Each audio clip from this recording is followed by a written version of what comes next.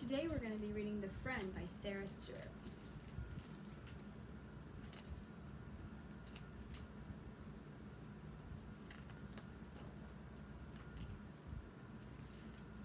The Friend.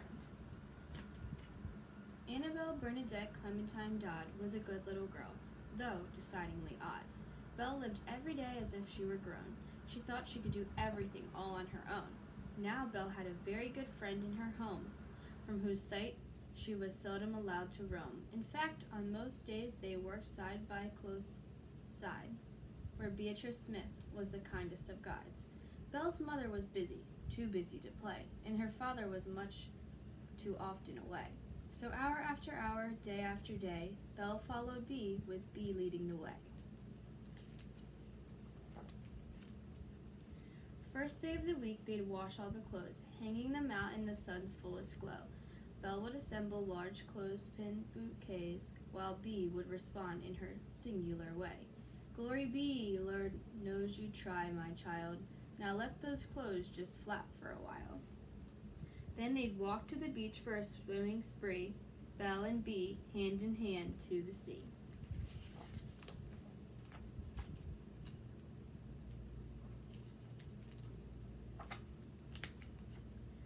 Second day of the week, they'd iron the shirts, trousers and hankies and blouses and skirts. So Belle would sprinkle the clothes and more, herself, the table, the rug, and the floor.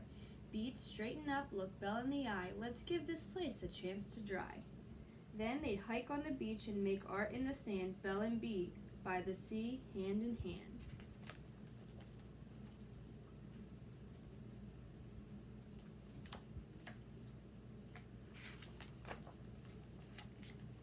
Third day of the week, they'd clean all the rooms. While Bee would dust, Belle danced with her broom. And when Belle and her broom went faster and faster, Bee was right there to ensure no disaster. She would stop and smile and study Belle's moves. "Glory be, my child, your steps are so smooth." Then they'd prance to the beach, the treasures they'd seize, Belle and Bee, hand in hand, by the sea.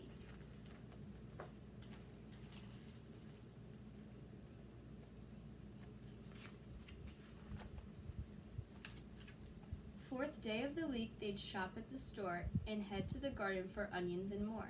Belle would dig worms and take them all home, where, in spite of Bee's guard, they tended to roam. Hands on her hips, Bee'd make a strange face. All of God's creatures need a safe place. Then they'd go to the beach, their castles were grand, Belle and Bee, by the sea, hand in hand.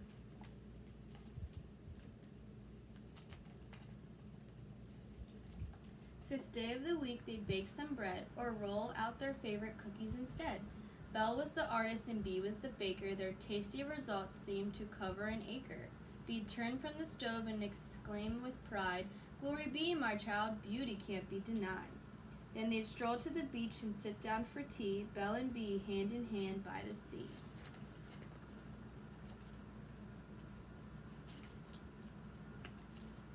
Sixth day of the week, they'd tackle big chores, washing the windows or scrubbing the floors.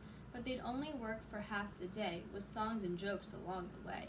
When they finished, Bee'd say, "Come sit with me, we'll look out my windows at the beautiful sea." Then they'd climb the back stairs to Bee's tiny rooms, filled with birds and books and sweet-smelling blooms.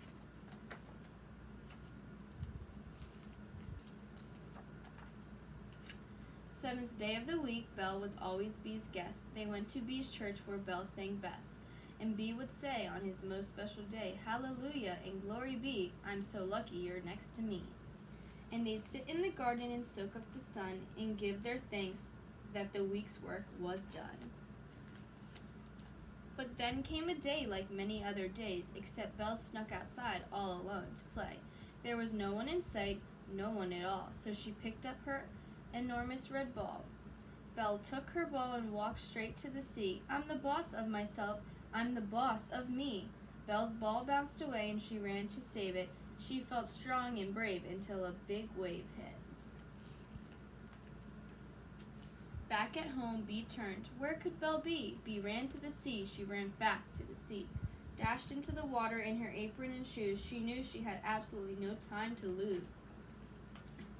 In just a few strokes, splashing pell-mell, her arms were around the terrified Belle, and out the two came, Belle and her Bee, out of the great big beautiful sea. The ball went on to where it wanted to be. Bee carried Belle toward the kitchen's warm stove and brought towels, hot chocolate, and cozy clean clothes.